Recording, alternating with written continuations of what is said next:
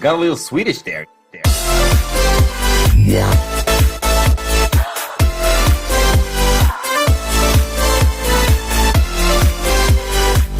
Minecrafters, and how you going? Stevo here with another video. Today I want to give you a quick update for the capture the flag map that I've been working on. It's had quite a bit done to it since you guys have seen it, since I last made my last video. Awesome use of English right there. So I've added a number of things. One such thing is over here, this flight of stairs. In the previous video this was only at the very top and it was like just a stub. So I've finished off the stairs and I've added a number of objective points. The first one being right here. And an objective point is pretty much just like a base, but you press one button as opposed to pulling a lever or something, and it's swapped. I've tried to keep the redstone as basic as possible, just because I don't want it to lag out when people are playing it. And with the because I'm making this to be a massively multiplayer map, the last thing I want to do is make it lag just from the redstone. So I'm planning on making this as simple as possible. So bear with me on the simplicity factor. If you can figure out how I did this, you are awesome. It's a little trick that I've figured out. And yeah, there's another one here, but we won't go into that. I've mostly been working on the nether base, which I can't show you, it's not loaded yet, and the inside's not finished yet. Another flight of stairs right here. So yeah, so this is being hosted on a friend's server just so that he can help me with the inner parts of the end fortress. I'll show you a little bit of it. I can't show you much though because it's mostly unfinished. So this here is the startings of the Ender fortress. It's basic Ender. Yeah, Ender. Here's the blue base. So it's very similar to the red base, except it's blue. I'm planning on adding a few things. Here is a little opening that goes into a cave that's below. So the caving system does eventually lead here if you find the right ones. Yeah, like I said, this is a blue base. Just like the red base, you have to disable all of these levers in order to make this neutral. I'll show you that real quick. I used a serial AND gate system to be able to do it. And so you can see that. Now, to re-enable this for blue, one lever has to be pulled, that's it. All the levers obviously makes it harder to disable. But for the red team, they have to pull every single lever to be able to enable it. Doesn't matter which order, that's just pulling all the levers. And as you can see, it's like that. One lever pulled, and it goes back to neutral. So that's exactly what I've done on for the other team as well. For the main base. This is only for the main bases, so I didn't want to make both the main and the minor bases that difficult to reclaim.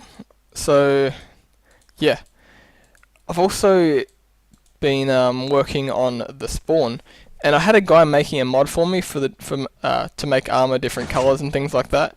But I've since realized, surprisingly after watching a YouTube video, that gold armor and chainmail armor have the exact same properties as far as their durability. So they have the exact same armor rating. So I'm planning on making probably the nether team having gold armor and the ender team having the iron armor, the iron chainmail armor. So that's what I'm planning on doing. So it should be good. And that way I can run this game. This game can be run completely vanilla, 100% vanilla. Because like I said, I was getting a guy to make the mod for me, but I was a little bit hesitant to have a mod because I want this to be able to work with the basics of the game, like the normal game. So that's basically how it works at the moment. For those of you who haven't seen this before, pretty much what's happening is you're going to have two teams, as you can tell probably, the nether team and the ender team. The nether team spawns in the nether, the ender team spawns in the end, obviously. Those are some givens right there. I haven't worked on this section yet. This will be the spawning area. And this here will tick off to see how many spawns are left for your team.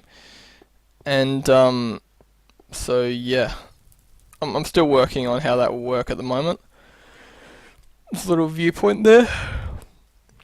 But pretty much what happens is it's a PvP map, but it has a few extra features such as you claim bases to gain points. Now the main bases give you more points as you claim them and so forth. The main bases are harder to claim, so you get more points for the longer you hold them. The normal bases, like there's 3 major bases. That's this base here, the base there, and the base there. So those 3 bases are the major bases. And most of the battles will probably be fought around here.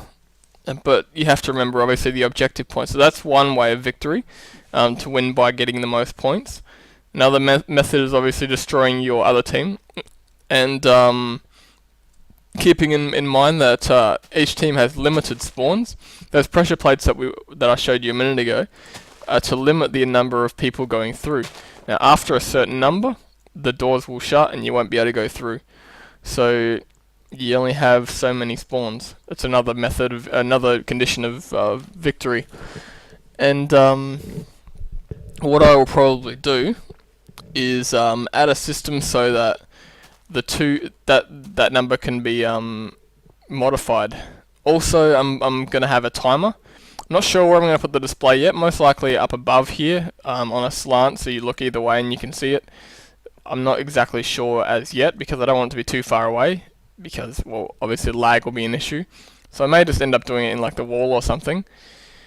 I'm not sure yet though. I'm thinking about that. If anyone's got any suggestions. Oh, another suggestion was where's a map? I'm not sure if you guys have seen the thing where you have the map moving in the background and that shows up on your map. Whatever. Let's not look for the map. Let's do this. There we go. So you go to your map and it will load up obviously the arena as we see it. And then it will show elsewhere, outside the map, anything that you other chunks. So I'm planning on doing the thing where you can see outside the chunk. So each player will have a map and they can see how much time is left or their score based on what they see out there. But we'll see. I'm still thinking about it. Any suggestions would be appreciated and probably taken on board. But yeah, thanks for watching, guys. I hope you enjoy this when it comes out, because it's going to be massive.